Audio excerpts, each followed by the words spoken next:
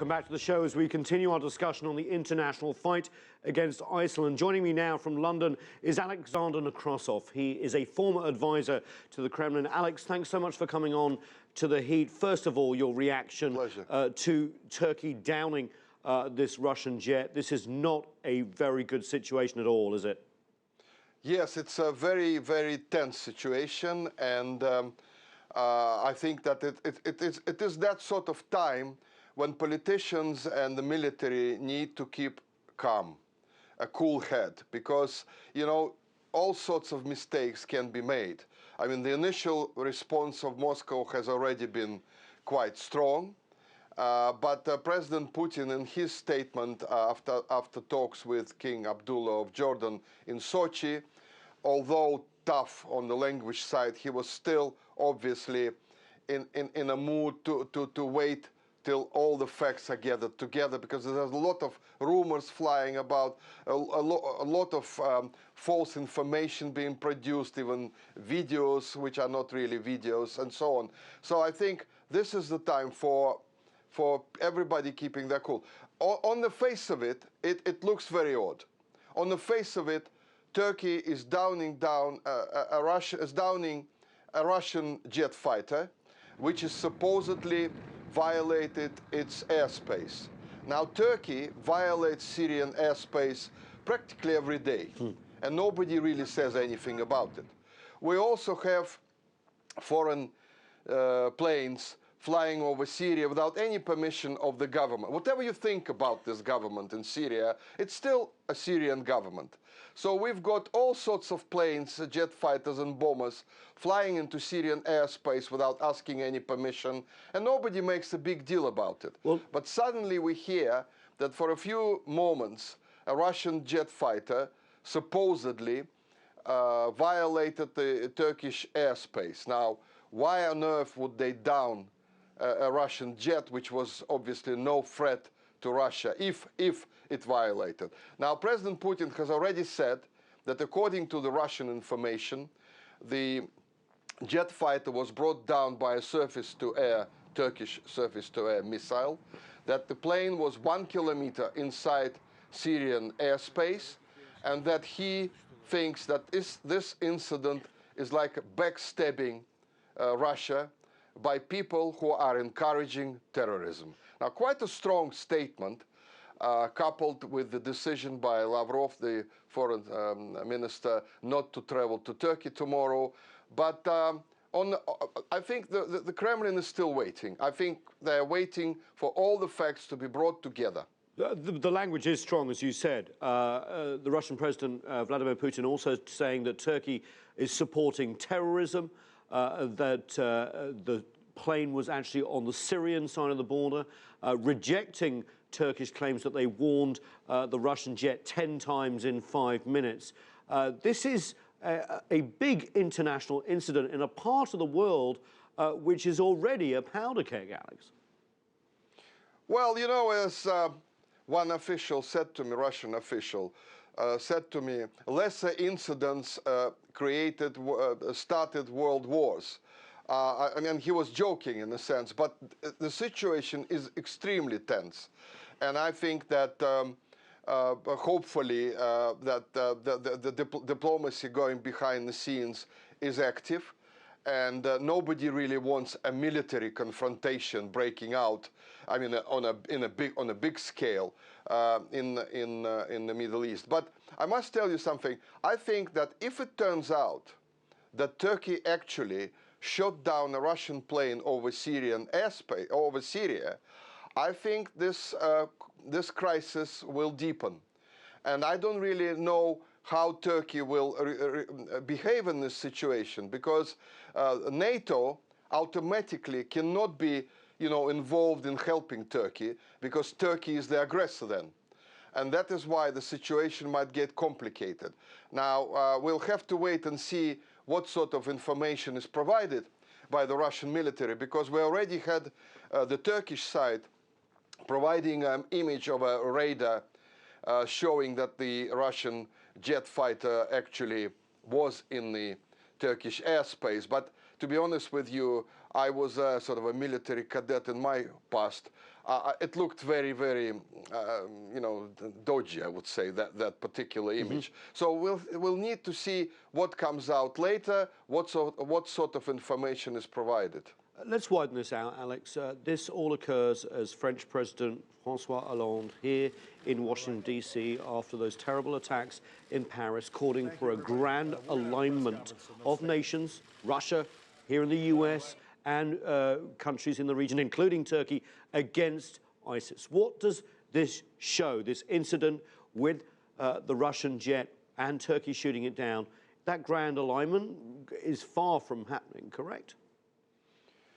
Well, to be honest with you, I think this incident with the Russian plane can actually improve situation. I know it sounds a bit, you know, crazy, but I think that people suddenly realized how dangerous it is not to have coordination between the coalition and Russia fighting ISIL and Syria of armed forces as well. I think, you know, there had to be a sort of a alarm bell starting to ring, because there was a lot of talk about saying, oh, let's all cooperate. Russia was pressing it.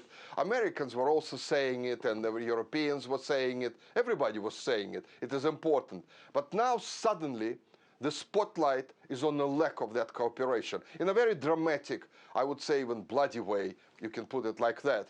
And I think that will push politicians to actually think twice before they allow the situation to get out of control. We, for example, have Britain trying to get involved in fighting ISIS over Syria, right? Now maybe they'll think twice, because we'll have so many planes now flying over Syria, most of them, by the way, uninvited. It's only Russia that has been using its air force on the request of the Syrian government. The rest were just coming in on their own accord. So I think sometimes these tragic events, like, by the way, just like the events in Paris and the blowing up of the Russian passenger jet, you know, they make people think, politicians, the military, they make them understand that this is a dangerous situation. We have to be all very careful. We have to be acting together. Right. And, well, I hope, although it's a very unfortunate incident, that this might be the case. This idea of a wake-up call to the world over Syria and the problems is well taken. But of course, we have very different views of the way forward in Syria, except that the US, Europe, Russia, others all understand that the Syrian civil war has to come to an end before ISIL is defeated. The problem is how to get there. And we still have very big differences, don't we? Well, I think, first of all, that until Russia and the US-led coalition, or Russia, Iran, and the US-led coalition come to an agreement over the President Assad's future, I think it will be very difficult to work out some effective strategy, both militarily, politically, diplomatically. Now, Russia, I think, has a very, very sensible suggestion. Before Assad goes, we need to decide, we need to start tackling ISIS properly. We need to start, obviously, looking for a solution, but Assad is the lesser evil of, between Assad and Assad is a lesser evil than ISIS. I can't really understand the logic of Western countries saying that Assad must go at once, and that the most bizarre thing I'm hearing is that they're saying that there has to be a sort of a battle between the rebels, moderates as they're called, and Assad's army, and on the other hand, fighting ISIL at the same time. And especially bizarre is to hear accusations of Russia that its bombing campaign benefits the government of Assad and keeps him in place. Well, first of all, yes, it does benefit the government in Syria, because ISIL is weakened. ISIL are fighting the government primarily, not those rebels. So that is not the point. The point is to weaken ISIL and then turn to the political process. Until there is an agreement on this issue, I don't see anything happening. Thousands of sorties by Russian jets over the last few days against ISIL. We've seen thousands stretched over a year from the US. We have the French now involved in Syria and some of the regional forces as well carrying out sorties. And yet ISIL can take down an airliner in Sinai, claim responsibility for the attacks in Paris, create chaos and fear throughout the world through its proxies and also Al-Qaeda. Are they winning despite the fact that Russia is now involved in the fight against ISIL? Well, I think that ISIL survives and is able to fight and carry out attacks simply because they're getting serious financial support from abroad. Now, President Putin, during his recent visit, said that there are about 40 countries at the G20 summit, that there are about 40 countries and individuals who are supplying ISIS with money, including some of the G20 countries.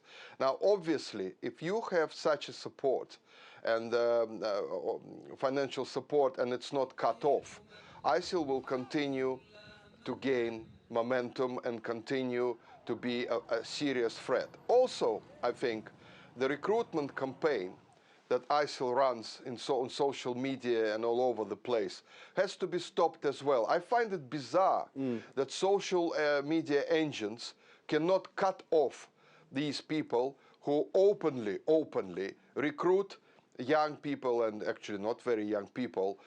This to me looks very bizarre. So I think, in a sense, that once the financial support is cut off, once the money-making schemes like selling, oil, by the way, still I can't understand who's buying that oil, why ISIL is selling that oil, once that's cut off, and once the Western countries, Western governments realize that one of the reasons why ISIL is successful in recruiting young people is because these people reject some of the liberal values that are imposed by Western societies. That is another major problem. Nobody talks about this, by the way. Yeah. Nobody wants to mention this because that's a big problem for Western societies. But that's why they're so successful. So all these measures have to be taken until ISIL and then ISIL can be brought down. Until it happens, nothing happens. Nothing will happen.